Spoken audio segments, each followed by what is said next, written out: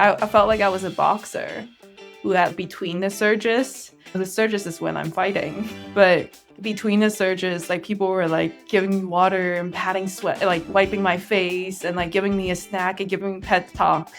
And they were holding my arms up and loosening my muscles. And then like surges would happen and everybody would be hands off and stop talking to me. And I would be in the surge. And then like it's over and then that whole cycle starts again. Welcome to the Birth Education Center podcast, hosted by myself, Care Messer, an entrepreneur, birth educator, and doula. My team and I want to help you discover your options in birth and postpartum, how to find your voice, and how to use that voice to navigate our maternal healthcare system. You and your baby are not just a number. This information includes doulas too. Now let's get started. Today we have Angel and Joe telling their birth story, and we have little Sunny in a pouch, and she's really quiet right now because she's napping. So we'll see how that works out. I'm so glad you guys are here today. Welcome. Thank you. We're excited. I've been waiting on this birth story because I heard about it the day after because I went over to do placenta pickups and stuff. So let's start with, how did you guys find hypnobirthing, and why did you choose hypnobirthing specifically? We found out through our midwife, Heather, that there are different kinds of birth classes we could take. And she gave us a few options. And I knew I was going to want to do hypnobirthing anyway because I meditate. And I had learned that hypnobirthing is very much like a meditation-friendly kind of tool. And I also knew I didn't really care about the hospital kind because we were planning to have a home birth. So that wouldn't be the best fit. So that's why I picked it. Did you have an opinion? I don't know if you had a say. I don't know if Joe had a say in that. Joe didn't have a say. I didn't, but I was supportive of it because it's something that works with the body. And we have built-in biology that I think harnessing was beneficial, and it just made sense. So, well, and then Joe and I discovered we had mutual friends. Right. That's because right. For some reason, all your people came through my classes, so we're all together friends. And I watched you guys in class. Angel, you were hard to read because sometimes you just have this straight face of, I don't know if I trust you. And then Joe would be like, this is great, and have a big smile. And I'm like, okay, at least one of them likes class. And then by class 3, we started having conversations. I think for me, it's like a crab thing. Like Joe is a triple Sagittarius. I'm a Cancer stellium in my chart. So I feel like I may give off this presence of having a hard shell in the beginning of meeting anybody, but inside I'm a softie. And yeah, I feel like that's how. I feel like most people misinterpret me as indifferent or intimidating initially, only to know that I am amazing. I agree. You are amazing. And I also agree with the softie thing because I have seen that firsthand and have fallen in love with you. So absolutely. And the first thing you did when you found out you're pregnant is look up your baby's sun sign, which I thought was awesome. Yeah, I asked Siri. I was driving to pick up some pastry. I was like, Siri, what is the sun sign of September 20 something? At that time, I thought the due date would be late September, but we all know. Found out it was actually earlier. Through ultrasound, they said she was growing larger than what she was supposed to be. And that's why they moved up her due date. Yeah. And then it just so happened that she was born one day after a due date. So I guess ultrasound was accurate this time. Right. It was accurate. Awesome. Mm-hmm. Well, let's start with your birth story. Who wants to start? Because I know the memories are foggy for you because you delved right into your body. Mm-hmm. So who wants to start? Joe can do this. Yeah, so I remember it like detail by detail from the time we woke up in the morning till since then, everything has just been super significant. And so, yeah, let's start off. We woke up and Angel told me that the night before they had some spotting and that they had some pain in their side. And so we were kind of unsure what that really meant. So we texted our midwife, Heather, and she said, oh, it could be signs of early labor, but, it could also be something that doesn't have any like immediate sort of consequence. Yeah, nobody wants to get you excited to be like, it's the thing. And then 3 weeks later, you're like, F you all. Yeah, Yeah, I get it. She's like, trepidatious. How do I say this without getting everyone too excited? totally. And so as the day went on, we started getting more of those. And so we were just updating our midwife, and I was really focused on food, like making sure Angel was fed. Because I think one of the biggest takeaways for me during the birth classes was like labor starts, make sure we get like a nice hearty meal in because Angel's going to be like putting out energy, going into labor. Like we want to have some energy stores in. But then things escalated so quickly.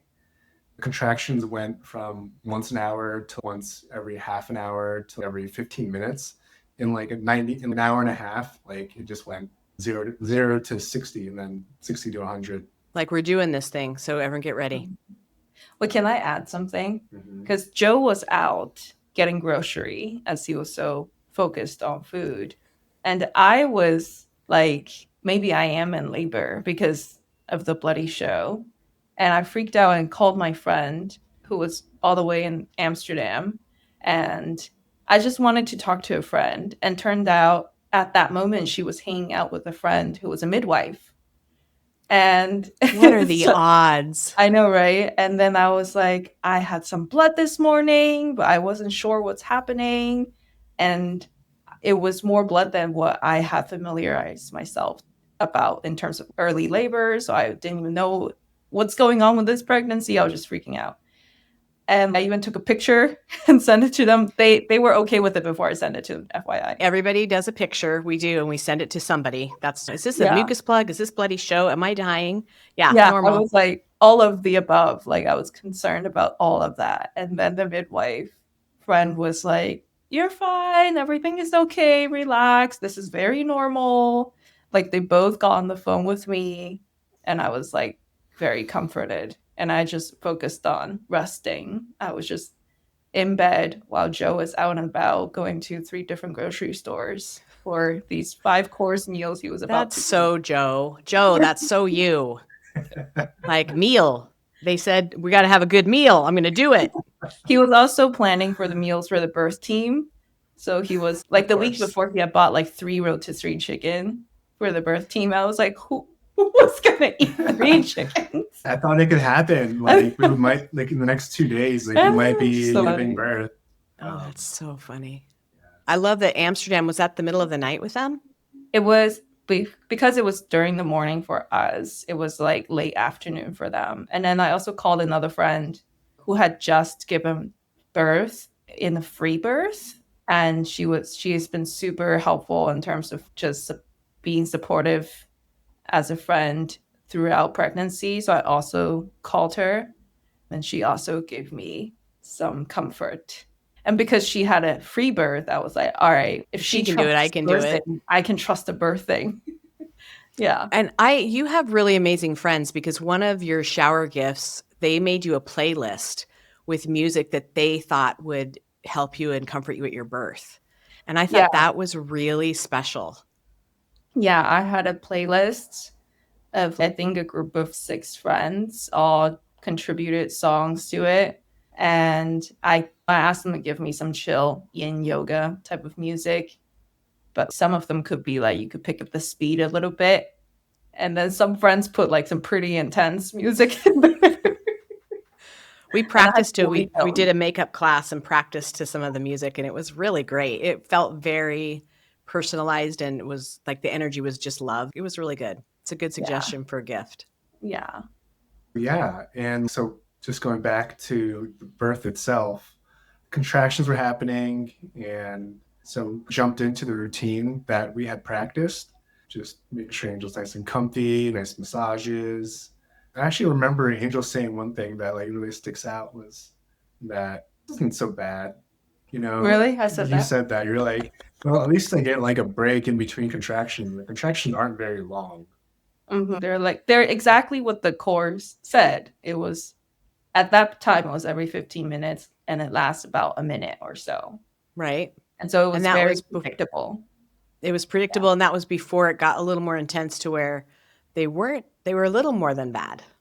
Yeah.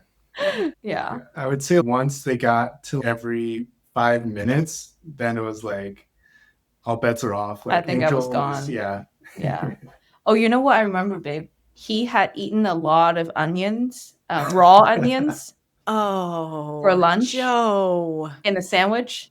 And like he just kept like he leaned over closely to me early labor. He's like, babe, you got this, just like breathing onion breath.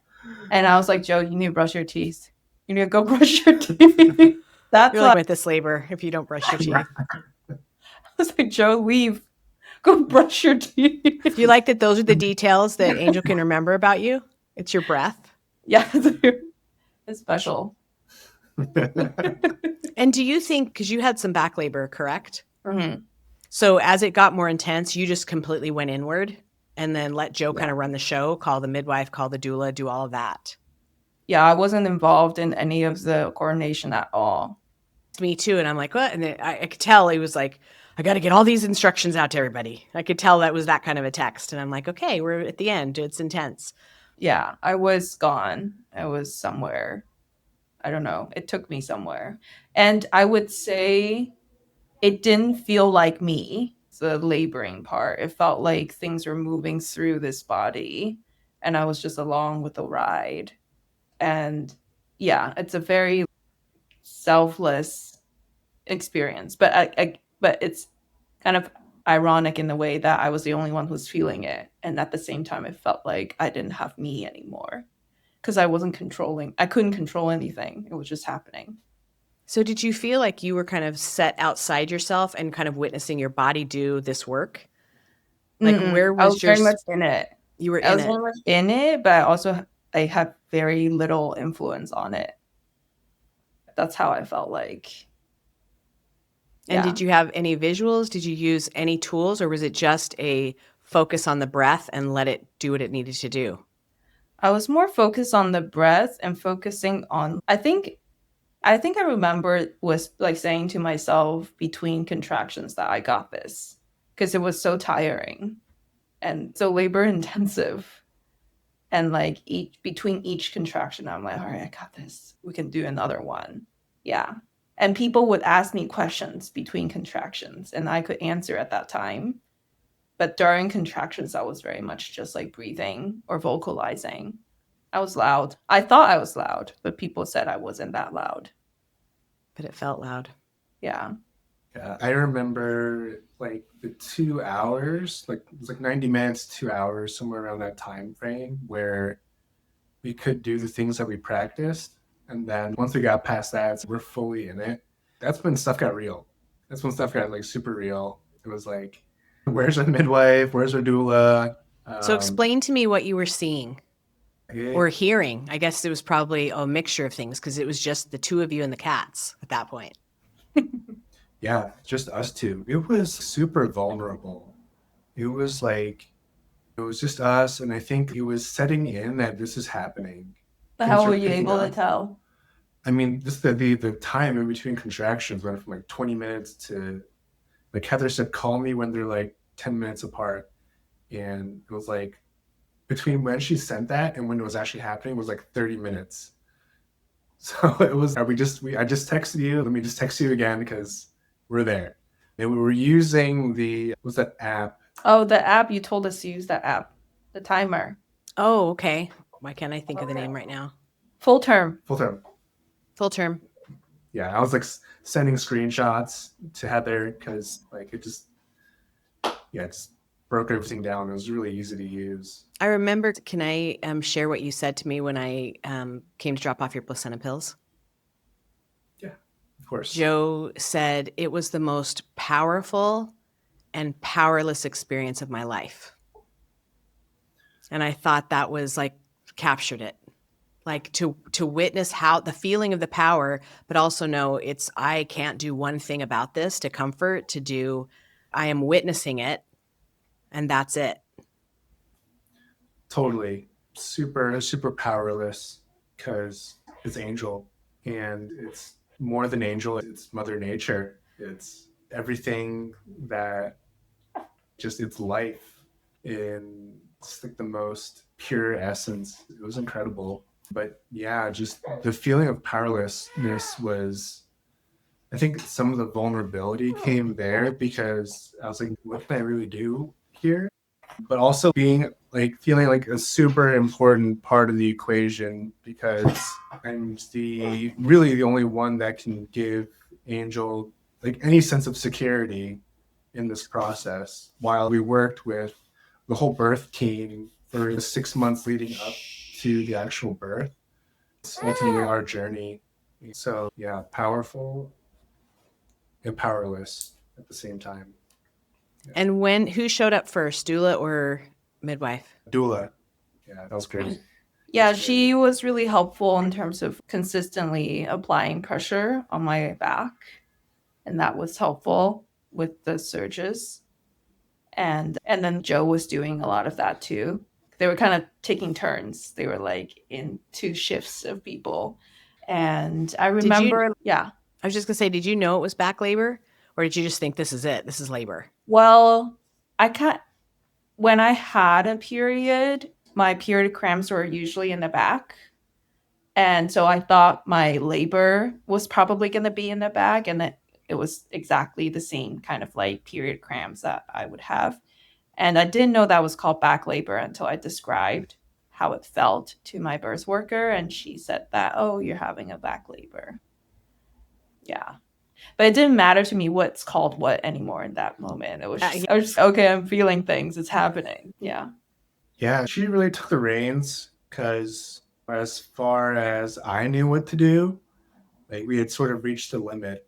And so when Angel was feeling everything in the back, I'm like, I don't really know. So the fact that she started applying pressure, she did cupping? Started cupping. And it was wild because the sun had just come down when things really kicked off. And so we clicked on all these like electric candles and the music got really tribal. And so it was like we're like in a cave with these like candles and the sun's down and this tribal music starts playing and it's got this kind of chanting sort of track to it. And isn't it literally another world while y'all are in the cave? I'm like moaning and screaming. And the birth worker doula is lighting these cotton balls on fire to start cupping. Yeah, that moment really sticks out to me. But yeah, she really started helping out right when we needed it. That's so fantastic. And then when Heather arrived, it wasn't that long before you started pushing, right? Didn't she get there towards the end? Yeah, I mean, I wanted to push before Heather came. It wasn't me who wanted to push. It felt like all of my body's muscles were just pushing each contraction. And my birth worker was just like, it's best not to push right now. It's a little too early. We should wait until the midwife comes at least. I was like, I can't help it. It's just happening. And Heather also had instructed us on the phone that I should like do these peanut ball exercises during labor.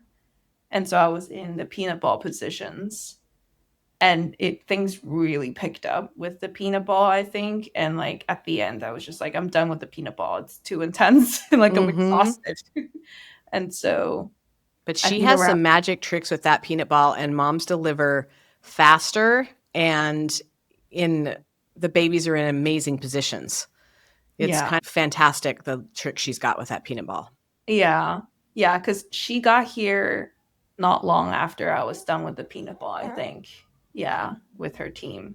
And then I don't know how y'all got the whole tub together and stuff. Yeah, I mean, having extra hands was super helpful with that, obviously, because at least one or two people need to be with Angel while anything else is getting set up. And because things were happening so quickly, we weren't quite as prepared as we would have liked to be. There were just a few things we didn't quite have in place. We had everything in the house. It just wasn't set up handy to use. And I was the one who put everything together and I didn't label anything. And I didn't tell Joe where things were because I had thought I would get hours or days before people were going to be here and I could tell them where things are. Isn't it funny how we just automatically assume it's going to be this long drawn out process? And that's when baby goes, nah, nope. Yeah.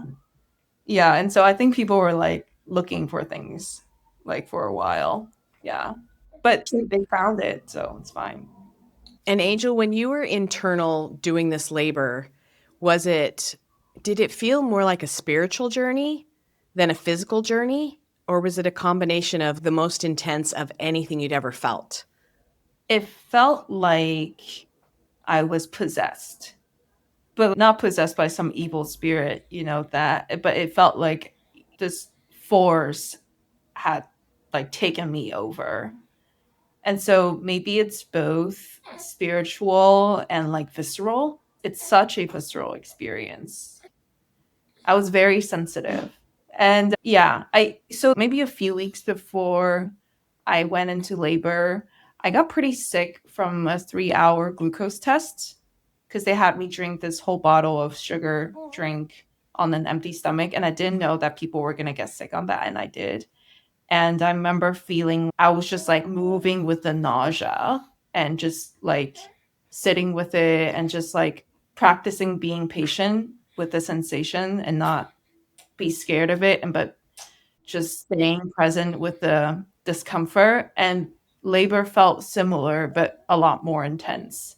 It's like there are waves and waves of discomfort, and all I could do really is to sit with it and to breathe with it and to vocalize or do whatever that helps. Yeah, so it felt like both. It's a beautiful way to put, because that is surrender, to sit with it, because the other choice is resistance and it's not good. It doesn't feel good, but to allow yourself to just sit with it and be present with it is, especially for a first time, is pretty powerful because it is intense. Yeah, but I do remember there was a point where I resisted was when Heather asked me to go on the toilet, because I had gone on the toilet before and things were just so intense when I was on the toilet. And so when Heather told me, maybe you should try the toilet again, I was like, I don't want to go there. Don't take me to the toilet. It was, and they're like, why not? I was like, because it was too fast. I was like, I don't know if I could handle so fast and so intense again. And they're like, you can do it. You can try maybe for a little bit. And I did. And I think I ripped out my toilet paper holder from the wall. We Ripped it still out. have to fix it. And there's a hole in the wall now. Oh, that's so funny. And if you were Yeah. already feeling pushy and that intenseness, you bet the toilet would have just put it a little over the top. Yeah. So then did the tub get filled so that you could get into it and push a baby out in the water? Yeah. Yeah. Eventually. Yeah. Once the birth team got here, started setting up the tub. Luckily, where we had the tub is pretty close to the shower. So we could just hook up the hose and start filling up the tub and getting the tub up to like a good temperature as well. Yeah. And then as soon as I was ready, we could start getting Angel over. It was such a interesting, like the labor contractions were so intense and so short. Like in between contractions, it was like as soon as it's over, we have like 60 seconds or something like that just to do everything else, like water, food. Getting Angel over there was like also okay, like which contraction are we gonna do this at? Yeah. Kind of like it's like a little open window to like I would say there were like 10 steps between the bed, which was where I was laboring, to the tub. And we were waiting for one contraction to be over before I get up and move to the tub. And we did that, but I couldn't even make it to the tub. Between the bed and the tub, another surge came on, and I was like on the floor. And I was like, all right, it's over. Now I can like crawl back up and get into the tub. Yeah. And then I also I felt like I was a boxer who had between the surges. I would have the surges is when I'm fighting, but I wasn't fighting. But between the surges, like people were like giving me water and patting sweat, like wiping my face and like giving me a snack and giving me pet talk. And they were holding my arms up and loosening my muscles. And then like surges would happen and everybody would be hands off and stop talking to me. And that would be in the surge. And then like it's over and then that whole cycle starts again. It was like a boxer, yeah, especially having watched what's it called? Jake Paul versus Mike Tyson. I was like, that was me. There was a point that Heather said that she felt like Sunny was like maybe her hands were up. Heather just sensed it. And so Heather asked me to visualize Sunny's hands on her chest, lowering her arms. And I had no idea how Heather would know that. But I was like, okay, I'll visualize that. And I think after I started like focusing on that imagery, Sunny started to move faster. Yeah. Because it was not long after that Heather asked me to check myself. And I could feel like she was like 2 knuckles away from the opening. Yeah. And I was like, okay, there is an end to this. This is going to be over. It's not going to be forever. And did you feel a difference in the water? I absolutely loved the water. That like took tons of pressure off for me. Yeah, the water was so good. I needed the water. I'm already a tub person, a bath person, and so being in a bath was so comforting to me. And it was so much easier to move the body in the water. I felt like I was so heavy when I was like not in the water. Yeah, Yeah. the water is phenomenal. Yeah. All people should be able to labor in the water because Yeah. it is rock star. And Yeah. I've been at home births where the tub is filled and she just looks at the water and never gets in it. But she wanted it filled, but then it was just like, nope, not getting in. But it was the just watching it and being on the edge of the tub, but we could never talk her into getting in. And it's okay. And that's happened a couple times. So we never know. It could be a comfort, but they go, I'm not getting in. Okay. Yeah, I think one thing that made me decide that home birth was right for me was the fact that I could give birth in water. Because I knew that if I go to a hospital, they would let me labor but not give birth in the water. And I felt like it was only right for me to be in the water as much as I could. So I chose to have a home birth. And Joe, did you get in the tub or did you stay outside of it? I was outside. Yeah. I was the one folding like Angel's arms up, like shaking them and rubbing the shoulders and all the kisses. Oh, those would be such good pictures, especially now that you have like imagery of that. Yeah, there's pictures. I was like complete, like with my limbs totally spread out, like how a baby would sleep. It's how I was laboring. I love it. So how long were you in the tub before you gave birth? Was there a long pushing stage? It was probably about an hour to hour and a half. Yeah. I think, yeah, there were times where I was like, I'm ready to push. It's happening. And then they were like, blow raspberries. And I really sucked at blowing raspberries. I was like, like that. Slow it down. Yeah. And then there are times where, they would tell me like, just trust your body. If you want to push, just push. And so I had coaching to do different things at different point, and I didn't understand why they would suggest different things, but I just did it anyway because I trusted them. Yeah. So I felt like I was in the tub at most for 20 minutes, but my experience of time was like distorted. And how did you feel with pushing? Did it feel instinctual? Did it feel good? Did it feel like fighting back, being able to do something with the system and the surges? Mm-hmm. I felt charged. Like now I'm trying to recall that moment, each moment of surges. It was just like every single muscle in my body was on board to send this baby out. And I actually felt very supported in that way. Like trusting that this whole thing had been done for millennia and I'm a part of it. And this baby will be born. And I remember I was also feeling super exhausted and tired. And I remember saying to myself, I love you, Sunny. We got this. Like, we can do this together. Just kind of giving myself a little bit of pep talk in between. Yeah. And I remember thinking, I do this. I caused this 9 months ago. I started this 9 months ago. I caused this suffering. Yeah, I was like, and if Angel ever wanted me to pay for something or do something for them, anything, I owe them. It's like what you're going through right now and what your body went through. All the moms, anybody who's ever given birth, respect, big respect, because yeah, that was incredible. And it's just the amount of strength and just will and just perseverance is, yeah, It's big pretty ups. amazing to watch because we watch 1,000 videos in class. Like Mhm. you're desensitized as much as I can do that for you before you have your own baby. Did you draw on any of those visuals that we had in class, or, oh, I saw a dad do this. This is what I need to step up and do? Yeah, I would say so, especially in the beginning. It was like the slow dancing and some of the side postures.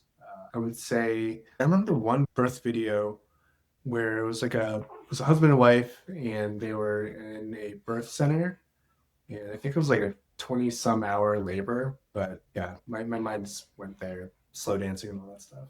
Yeah. So when you pushed this baby out, what happened? I remember feeling the ring of fire because I had heard about it, learned about it, and I had seen the visualization and felt it. Right. One of your meditation was there's a part in visualizing or yeah, visualizing like feeling the baby's head. And it was really interesting because the ring of fire didn't feel painful to me. It just felt like really intense tingling in the shape of a ring. And I think that gave me a lot of trust and comfort and knowing that, oh, like this is the ring of fire and like it didn't destroy me. I can be with it. That was really helpful. Yes, love.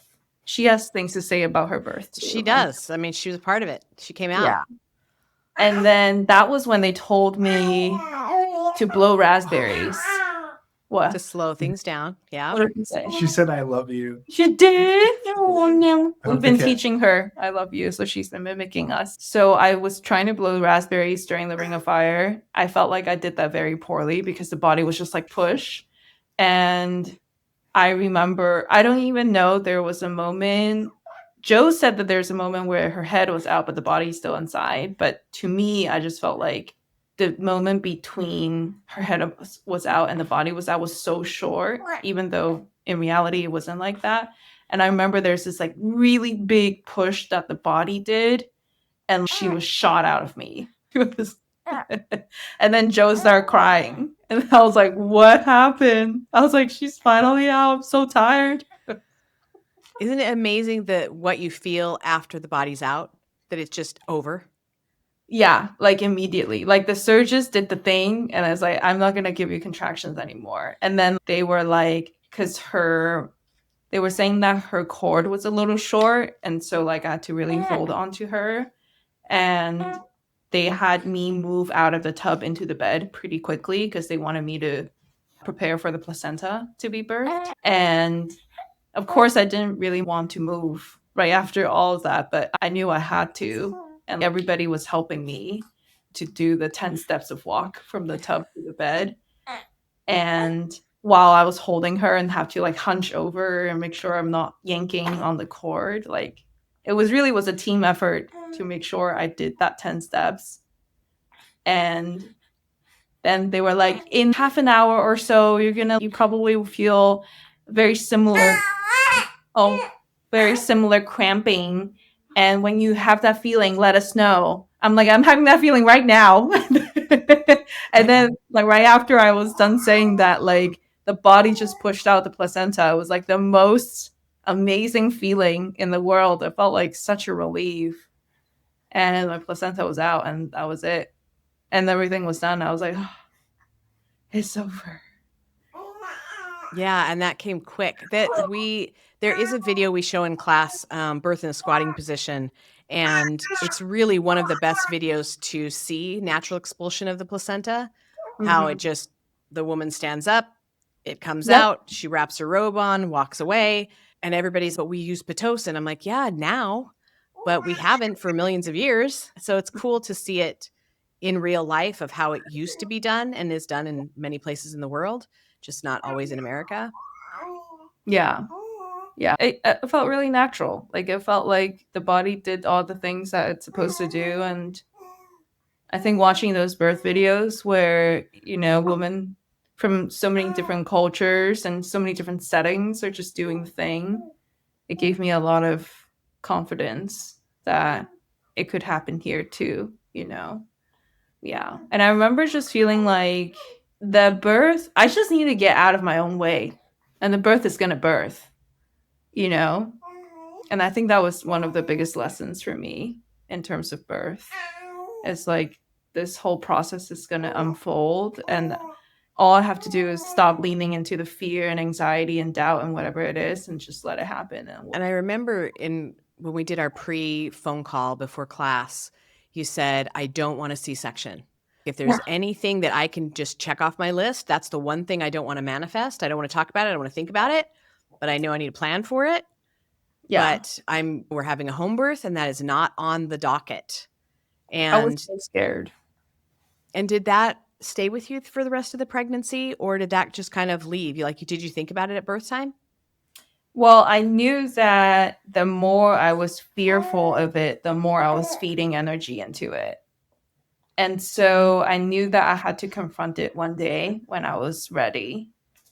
Because I was so scared of it that, like, I didn't even want to think about it or talk about it or read about it, right? But I was like, you know what? One day when I'm ready, I need to learn about it. I need to have a different relationship with my fear. Otherwise, it's going to eat me up during labor. And so I remember one day I was like, okay, I feel calm right now. I feel regulated. I'm ready to learn more. And I listened to a podcast that just explained the process of a cesarean very thoroughly. What's going to happen to it, who's likely going to be in the room, or whether the rules applied, or these are things that the doctors may do. Very clear description of cesarean that was so helpful because it helped me have like more a logical experience with cesarean because previously it was all like just fear. Like, I don't want to talk about it. I just know it's going to be scary and painful and who knows what the recovery is like. And I was so concerned about my baby not getting the microbiome through a vaginal birth. And listening to the description of cesarean helped me have a perspective that, like, you know what? If it ever comes to the scenario that I need a cesarean birth, I know what goes on in it. I know what are the options I may have in terms of how it can make me feel more comfortable, and that it would be an option for me to keep both of us safe.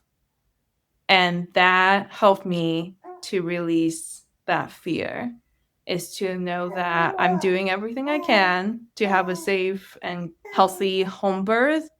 And if ever one of us is in danger and needed to have intervention, such as this C-section, then it's available and I'll still be held and supported in that way.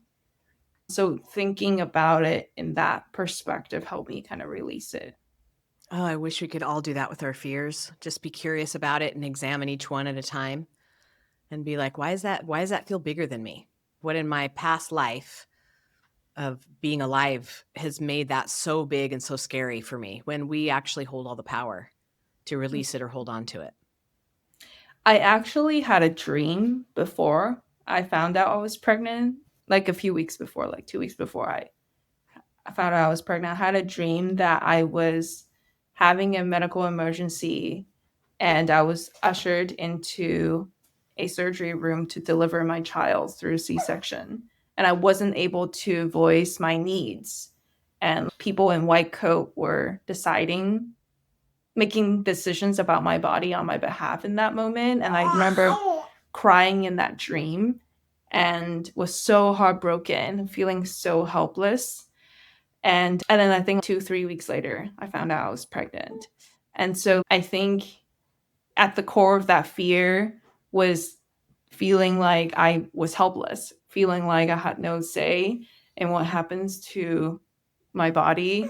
And after learning about, I forget the actual term. It's not gentle cesarean. Is it gentle cesarean? Or a family-centered cesarean or a gentle Yeah. cesarean. Mm-hmm. Yeah.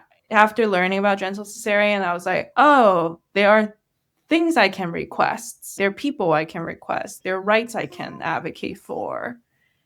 in that scenario, and I should, and I will. So that helped me a lot.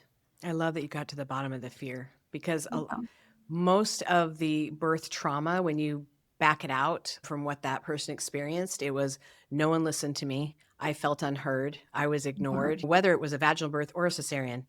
It's if you can allow that person to feel supported and held, even if it was the scenario they didn't want, the trauma is so different. Yeah. And sometimes there's no trauma. They were like, it wasn't what I wanted, but those people were amazing and I got through it. Yeah.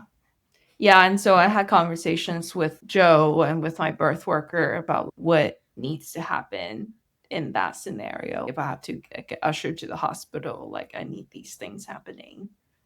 Yeah. So that was helpful as a prep. And Joe, what do you think was the most memorable part about this for you? Yeah, seeing the baby come out. I was trying to describe the feeling to a friend a couple weeks ago, and I was like, I have no words. And like I was still trying to describe it, and I was like, yep, no words. I can't.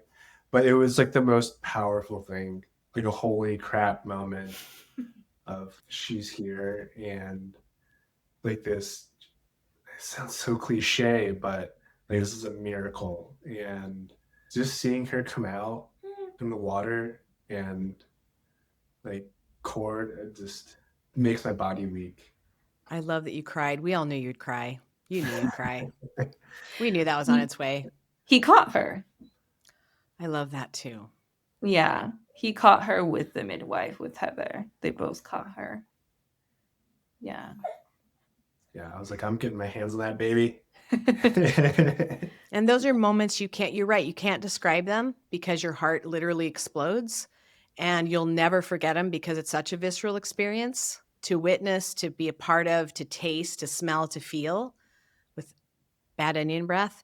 But besides that, yeah, it's an overwhelming, it's a life-shifting moment. There's just no way to explain it. Yeah. I absolutely feel you on that. And Angel, can I ask you about the Substack piece that you wrote? Because that's part of what is in Labor Like the Goddess, which is why I like people to read that book. Mm-hmm. But yeah, can you tell us about that?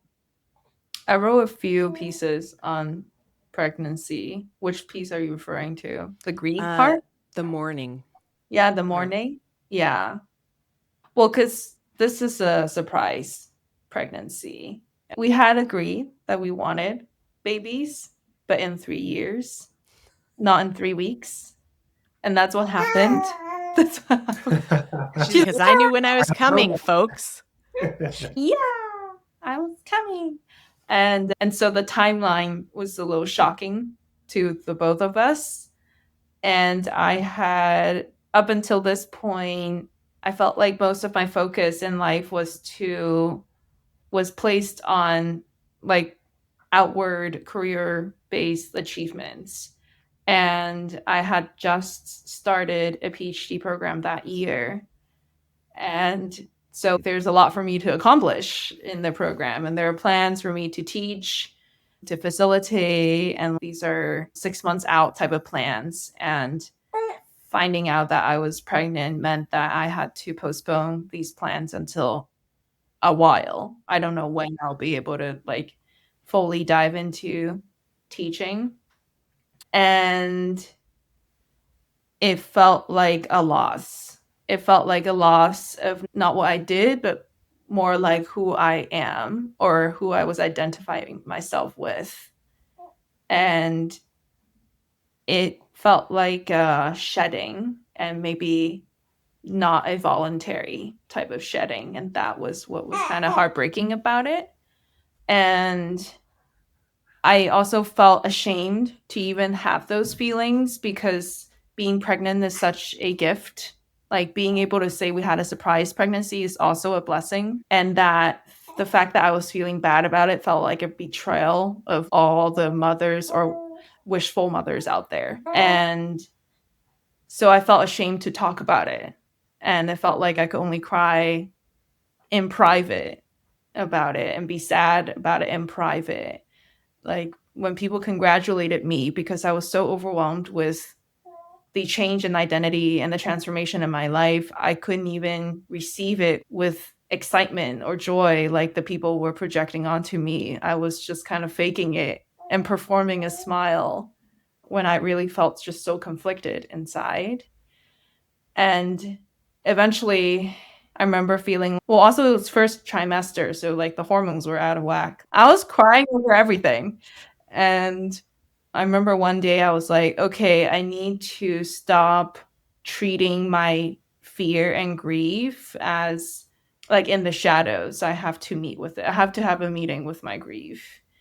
And I remember I sat down and I wrote a eulogy to myself. Oh my Like, gosh, I love you so much. I wrote a eulogy about the version of myself that I thought I was living. And now it's going to be gone, right? Like I thought I was going to have this life of like freedom and traveling and teaching and lots of savings, all the money I would be saving without a child, like all those things. And I finished writing it and I read it out loud to myself and I cried and I left it alone. I let the tears to be like what acknowledged that it was here. And I felt kind of like it was so helpful to do that because it helped me to confront it and accept it, but without an expectation that something new was going to come. I just did it out of the desire to release it. And I felt kind of neutral about the whole pregnant thing for maybe a couple weeks after that, which was a change because previously I was feeling like just like ashamed and guilty and all of that. And then I felt neutral for a couple of weeks. And then one day out of the blue afterwards, I had this vision that my child has grown up and I was taking her to school and she looks up to me and she says, I really enjoy time with you, Mama. And then I remember looking at her, I was like, I do too. And that vision broke me. I was like, oh my goodness, this is why I'm pregnant. And it filled me with hope and optimism from that moment on, and which is it's so beautiful how it worked out that way. Yeah. I don't even have words. That's so beautiful. Did you know she was a girl at that point? You didn't know you were having a girl, but did you feel like I was convinced I had a baby dick inside of me, but then the vision told me I was having a girl, and we didn't know the gender or the sex at that time. And me and gender also, I identify as non-binary, and I feel like gender is like an exploration, ongoing exploration of the self. But as for the sex, we had no idea at that time. Yeah. So my vision was right, but my ego was not. Surprise. absolutely get it? She is so beautiful. She's so beautiful. And can you talk? Huh? She's very talkative too. Oh my word. And she does look a lot like Dad. Yes. It's not the Amazon drivers, Joe. It's not. Can you talk a little bit about breastfeeding challenges? Like you had a few of them. What would you suggest other parents do to make it a little bit easier for them if they're experiencing some? Because you have been through it. I've been through it. I became like a lactation consultation office. I had all the tools one would use for breastfeeding in this room right now. Several moms had told me before when I was pregnant that like I should look into getting a lactation consultant home visit soon, like day 2 or 3 after birth. And I remember thinking, I have so much going on. I don't want to have to plan for that. But if I need a lactation consultant, then we'll figure it out. And so I deprioritized it. And I also, after she was born, she was feeding from my breast. And I was like, okay, like it's doing the thing. I don't know why people say it's so hard. And then by like day 3 or 4, like my nipples were so raw and damaged that I was like, I don't know what to do right now. It's so painful. Like I would just cry while I'm feeding her. And Lord, it's just so painful. But I was like, maybe this is what has to happen. Like maybe this is the initiation. Like my nipple has never been fed like this. Like, of course it's gonna hurt. And then we realized that she was jaundiced. And so she was admitted to the hospital on day 5. And at the hospital, they had a lactation consultant come in to talk to me. And I actually wanted to turn it down because I was like, it's fine. We're fine. We'll work this out. I don't know why I wanted to turn it down, but I was like, eventually I was like, yeah, please come in. I don't know what I'm doing. And they were having me like do triple feeding. So breastfeed and pump and bottle feed her every 2 hours, which meant like we didn't have sleep or rest much because after the whole round of triple feeding, it's time for the second round again. Right. And I felt like it was my fault because I wasn't producing enough. And we did that and we were sleepless, and still I would have this recurrent like inflamed breasts every 2 or 3 days. So initially I kept thinking it's just that I'm not producing enough, or like she's learning to latch and that's why my breast was inflamed. And then it wasn't until we saw another lactation consultant like 2 weeks in or something like that that she was like, your baby has a tongue tie, we're pretty sure. And we're like, really? Like other people had checked out her mouth. They said she was fine. And no, she has a tongue tie. And that's when we were like, okay, let's get a revision done. Yeah, so it's a long journey. But going back to answering your question, though, get a lactation consultant sooner rather than later.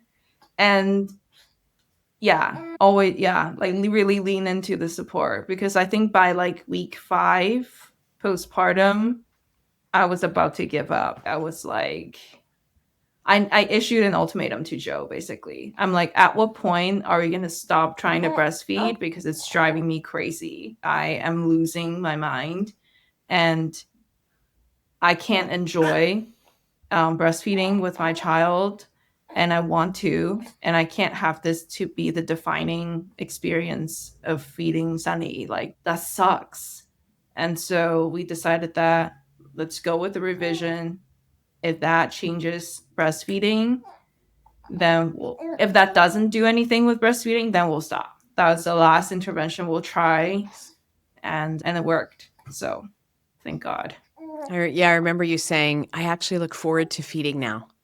It's been such a gift to, like, just now when I nursed her, to be able to do that wasn't something I wasn't able to do initially, because it was, 1, so painful, and 2, the latch was not right. I think the stress of it also compounded the situation to where Angel was so apprehensive about putting Sunny on their boob that was probably reducing the milk supply even more. And there was a lot of pressure. Angel felt a lot of pressure during the whole stage of things. I felt like I had to produce. I felt like I had to breastfeed because breast is best. And then one mom told me fed is best. And so there are days that we had to supplement with formula in the early weeks. And like shifting the perspective from breast is best to fed is best was it felt like grace for myself. And I don't think people really understand until they're in it that sometimes your mental health, just like you said, like this is a journey with my baby. And if I'm resenting this part of the experience, that's not good for either of us because she's going to pick up on it. And yeah, it is such a road when we think it's natural, it'll happen. And breastfeeding, feeding in general needs to be one of the top priorities while we are pregnant, that we are researching, taking a class, finding the people in our community. And it doesn't matter how many times I say it in class, it's the last thing people do because there's the labor and the birth and we'll figure it out after and it'll be fine. I'm like, I know, but you're going to be doing this longer than labor and birth. Absolutely. Like it's for a long time. So yes, thank you. That's the best advice. Please find all those things ahead of time, read a book or two. Yeah. I did some of that, but I would say it wasn't enough. Like I should have gone to an LC earlier. And bless you. I also went to a breastfeeding support group before birth. That was helpful. That was like to see what was happening. Yeah. And I also have to I feel really grateful for the community of mothers in the area and birthing people in the area, because we have to supplement, because I'm only having like half of the production of what Sunny needs. And Sunny has been able to get donor milk from so many different people who had milk, and or either they have oversupply or they're moving somewhere they can't keep their milk.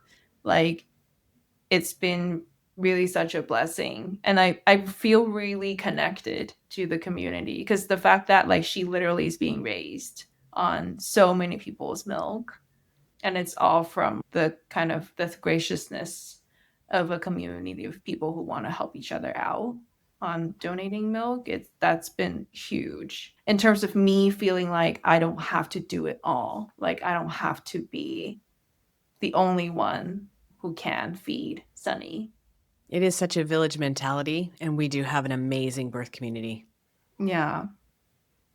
Yeah. Absolutely. Joe, is there any advice you would give new dads? I would say, I think it kind of goes in line with being prepared for after birth, when the baby finally comes out. It was just like a bit of a shock, because I think we did, and rightly so, focus a lot on the birth process because it's huge.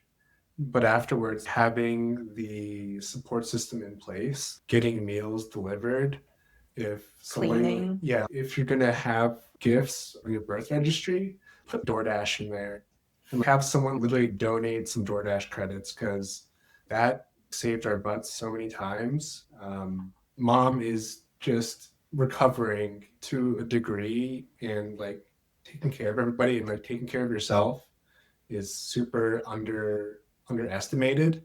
Don't underestimate it. Like, I have a hard time asking for things. I don't know if it's like a guy thing or just like some people have a hard time asking for things, but do it, because it's benefiting your family and it's going to take a lot of pressure off of the whole situation. But there were times where like I maybe ate like once in a day and slept 2 hours, like 2 weeks straight. So hard. Yeah. So having family around, having community around, 100% so important. Like, you really can't do it alone. It takes a village, like what you said. Absolutely. Well, you guys, thank you so much for sharing your birth story today, and the bit about mourning who you used to be, because it's not talked about and it's not something to be ashamed about. We all go through it, and it's just, there's no voice to it. So yeah, I appreciate that you mentioned that today. All right. Well, I can't wait to see this little girl grow up, because she's beautiful. Yes, and lots of things to say. Yeah, she's amazing. Yeah, thank you, Care. Thanks, All right. Karen. Thank you. And we'll see everybody next week. Thanks for joining us today. And remember, it's your body, your choice, and finding your voice is your power. Be sure to subscribe to our YouTube channel, follow us in all the places, and go to birtheducationcenter.com for our blog and more online education classes. And we'll see you next week.